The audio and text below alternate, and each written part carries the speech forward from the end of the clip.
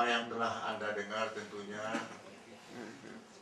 beberapa saat yang lalu, di mana kedua rekan kami, pimpinan KPK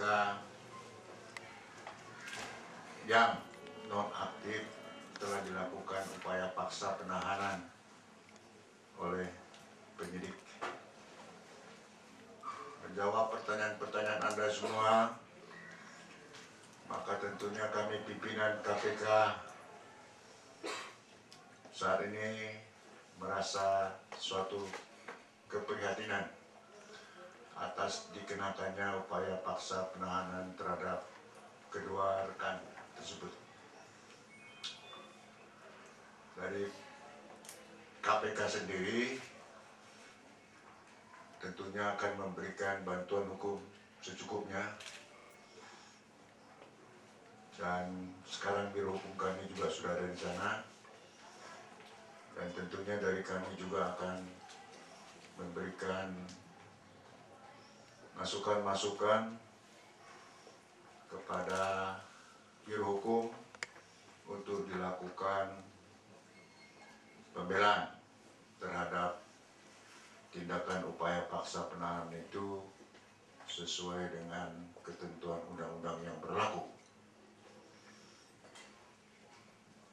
Dan tentunya kami juga selaku pimpinan KPK yang sekarang ini akan segera juga mengajukan permohonan kepada penyidik kalaulah bisa penahanan itu ditangguhkan.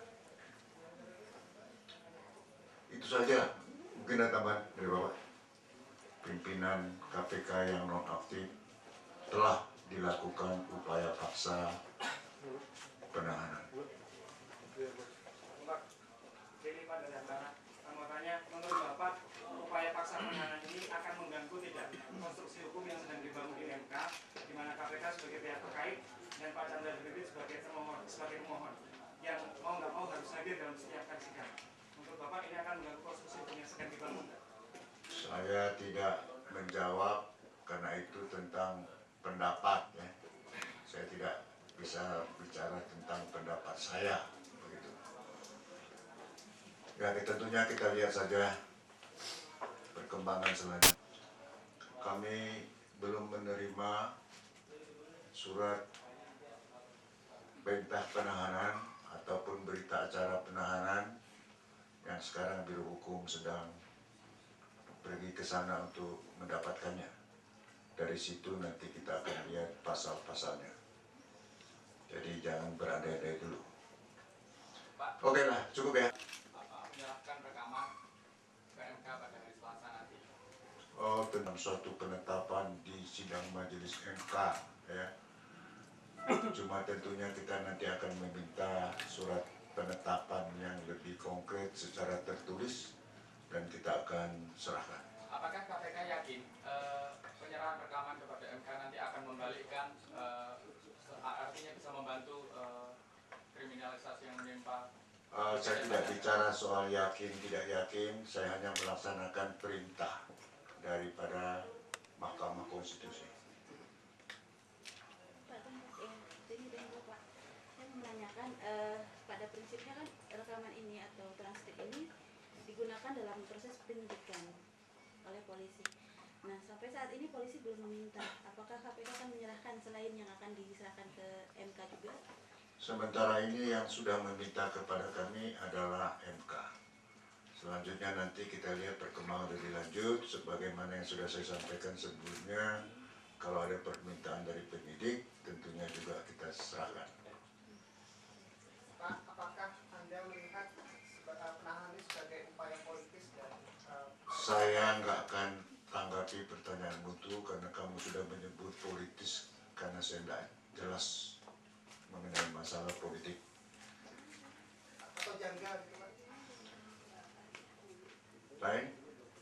Pak, kalau menurut KPK sendiri unsur-unsur yang ditetapkan pada Pak Bibit dalam rangka penahanan ini sudah tepat tidak? Masalah objektivitas dan subjektivitasnya, karena tadi disebutkan juga ada soal berbicara kepada media lalu segala macam. Itu apakah menurut pandangan Bapak gimana? Ya, yang saya dengar tentunya normatif saja, sesuai dengan alasan penahanan, syarat objektif dan subjektif. Begitu. Tapi seperti saya katakan tadi, kami belum menerima setidak-tidaknya kopi atau apa mengenai surat perintah penahanannya, disangkakan pasal berapa, tentu di situ nanti bisa kelihatan. Saya pikir cukup ya. Satu lagi Pak, Ya. apakah ini mempengaruhi terhadap psikologis pegawai Pak? Terutama dalam penahanan ini. Bagaimana? Saya pikir mungkin sedikit ada, tetapi tentu kewajiban kami, pimpinan KPK yang ada di sini, untuk tidak terpengaruh di dalam kinerjanya. Jadi tentunya itu ada, tetapi tentunya kami bisa mampu untuk menaikkan kembali atau meniadakan rasa ketakutan atau kegamangan daripada personil-personil yang ada di sini. Itu kewajiban kami. Saya rasa cukup ya. Terima kasih.